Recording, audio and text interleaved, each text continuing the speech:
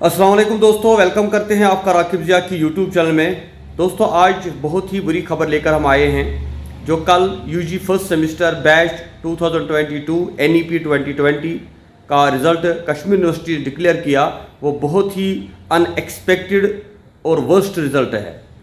हालांकि मैं आपको लास्ट ईयर से ही कह रहा था कि आप थोड़ा मेहनत कीजिए, हार्ड वर्क कीजिए, न्यू एजुकेशन पॉलिसी है, नए सब्जेक्ट्स है, थोड़ा इसको सीरियस आप लें। लेकिन बहुत सारे बच्चे ऐसे हैं जिन्होंने हमारी बातों पे गौर नहीं किया और आज उसका रिज़ल्ट वो देख रहे हैं। अभी हम आपके साथ रिज़ल्ट शेयर करेंगे। वैसे आपको पता होगा कि आप कॉलेज की हालत क्या है। जिस कॉलेज का भी मैंने रिज़ल्ट चेक किया वहाँ पर बुरी हालत है। मैक्सिमम बच्चों का जो है रिपेयर आया है और मैक्सिमम बच्चे जो है उनमें सारे पेपर्स वापस आए हैं, यानी फेल है कम्प्लीटली। बहुत कम ऐसे बच्चे हैं जिनका रिज़ल्ट क्लियर हुआ है। तो आज के इस वीडियो में हम देखेंगे कि ये रिज़ल्ट की ऐसी बुरी हालत क्यों हुई। क्या ये सिर्फ यूनिवर्सिटी की गलती है, कॉलेज एडमिनिस्ट्रेशन की गलती है, या जो हमारे स्टूडेंट्स हैं उनकी गलती है। देखिए लास्ट ईयर भी मैंने जब एक रिज़ल्ट आया था शायद थर्ड सेमेस्टर का, उस वक्त मैंने कहा था कि ये बच्चों की गलती है, लेकिन उस पर काफ़ी बच्चे नाराज़ हो गए। कहा सर हम मेहनत करते हैं, हमने अच्छे पेपर किए, लेकिन यूनिवर्सिटी हमारा रिज़ल्ट जो है ठीक नहीं निकालती। फिर हमने देखे रिवॉल्वेशन आया और रिवॉल्वेशन में भी काफ़ी बच्चे पास हुए। वो सही है कि रिवैल्यूएशन के ज़रिए से बच्चे पास हो जाते हैं, चाहे हम बोर्ड ऑफ स्कूल एजुकेशन की बात करें या कश्मीर यूनिवर्सिटी की बात करें, लेकिन ऐसा नहीं होता कि सारे बच्चे फिर पास हो जाते हैं। लेकिन असल में ये हमें देखना है कि गलती किसकी है।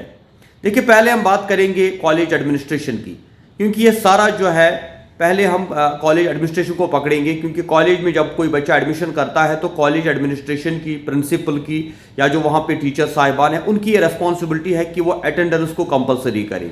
हम देखते हैं कि बच्चे जब कॉलेज एडमिशन करते हैं तो वहाँ वो जाते नहीं है और उनकी अटेंडेंस बहुत ही कम होती है। बिलो 75 अगर बच्चे हैं तो उनको आप शॉर्टेज में फॉल निकालें और उनको जो है रोके एग्ज़ाम देने से, ताकि उनको ये थ्रेट रहे कि नहीं हमें रेगुलरली कॉलेज जाना है। तो कॉलेज वाले भी इस बात को सीरियस नहीं लेते, जिस वजह से हर एक कॉलेज की एक ही ऐसी हालत है कि हर जगह जो है रिजल्ट खराब हो रहा है।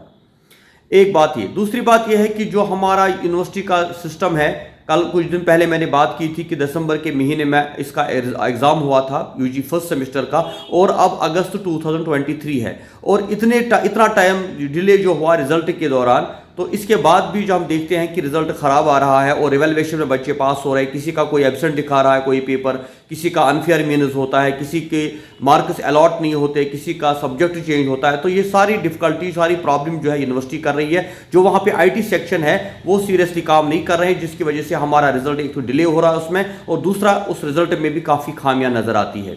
एक ही खामी नहीं है कि बच्चा फेल हुआ है, बल्कि अगर कोई आर्ट्स स्ट्रीम में है उसको मेडिकल सब्जेक्ट दिखाए गए, अगर कोई मेडिकल सब्जेक्ट में है उसको आर्ट्स सब्जेक्ट दिखाए गए, कहीं पे नाम ही गलत है, कहीं पे कोई सब्जेक्ट ही नज़र नहीं आता। तो यानी बहुत सारी वहाँ पे टेक्निकल डिफिकल्टीज़ है which administration of Kashmir university should resolve.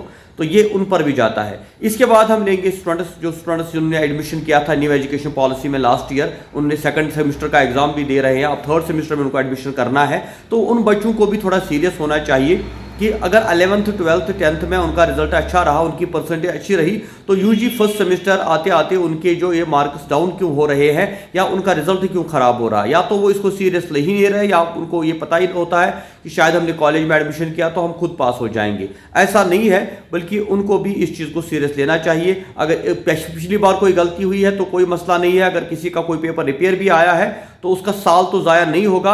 He can join third semester and he has already appear in second semester examination, वो परेशानी है नहीं। अगर किसी बच्चे का 1 या 2 पेपर भी वापस आया है तो कोई मसला नहीं है, ही विल क्लियर, वो क्लियर करेगा, उसको भी मौका है। अभी ये 4-3 साल उसके पास है, इनमें वो ही पेपर क्लियर कर सकता है, वो मसला है नहीं।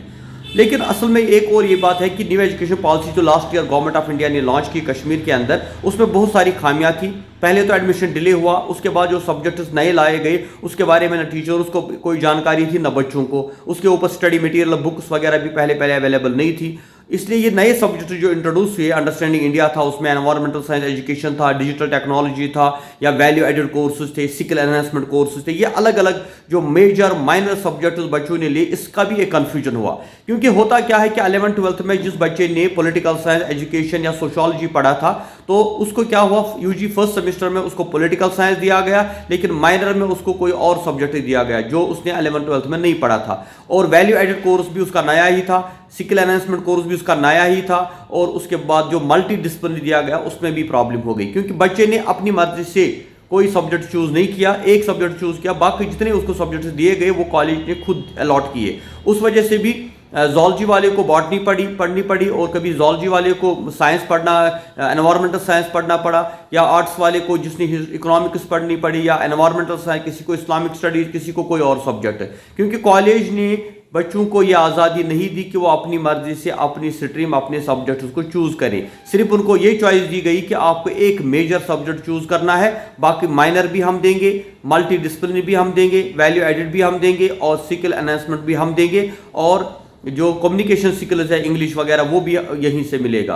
तो इस वजह से भी बच्चे कंफ्यूज थे, पहली बार उनको नए सब्जेक्ट्स पढ़ने पड़े, तो उस वजह से भी वो टाइम भी कम मिला, तो ये भी एक रीज़न हो सकता है। देयर आर मेनी रीजन्स, हम सिर्फ एक रीज़न नहीं देंगे कि यूनिवर्सिटी की गलती है, कॉलेज की गलती है, बच्चों की गलती है, या एनईपी की गलती है, बल्कि सबकी अपनी अपनी रिस्पॉन्सिबिलिटी है, और सबको अपनी रिस्पॉन्सिबिलिटी पूरी तरह से फुलफिल करनी थी। इस वजह से अब जो हुआ उस पर तो हम कुछ नहीं कर सकते।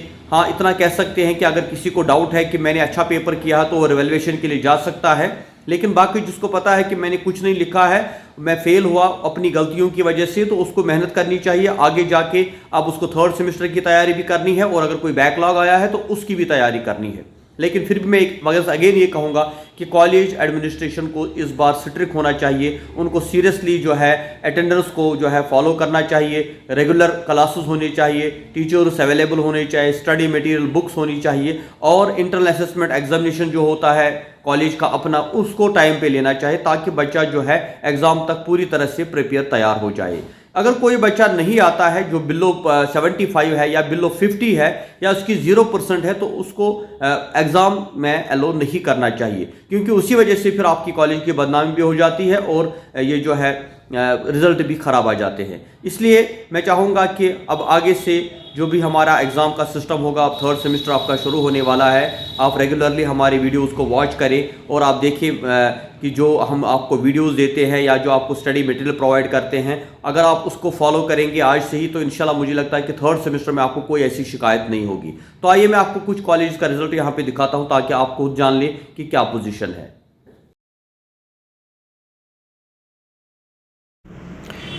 यह है डिग्री कॉलेज डूरू शाहबाद, जहां का रिजल्ट आप इस वक्त देख रहे हैं। गौर से देखिए, ये देखिए एक एक पेज में मुश्किल से एक बच्चा पास है। मैक्सिमम बच्चे जो है रिपेयर या तो एक सब्जेक्ट में या दो सब्जेक्ट में, कुछ बच्चे तो कम्प्लीटली फेल है, किसी भी सब्जेक्ट में वो पास नहीं हुए हैं। यानी इस कॉलेज का भी जो है वर्स्ट रिजल्ट है अगर हम कंपेयर करेंगे बाकी कॉलेजेस के साथ, तो यहाँ पर भी हम देखते हैं कि बहुत कम बच्चे। इसके बाद आप दूसरा कॉलेज यहाँ पे चेक करिए, यह डिग्री कॉलेज भीरवा, जो एक बहुत पुराना कॉलेज है और यहाँ काफ़ी बच्चे पढ़ते हैं, लेकिन यहाँ भी आप रिज़ल्ट देखिए, रिपेयर फेल फेल, मुश्किल से एक पेज में यानी आउट ऑफ 30 एक बच्चा कहीं से पास हुआ है। और अगर हम टोटल देखेंगे तो यहाँ पर भी यही 30 40 50 बच्चे टोटल पास है।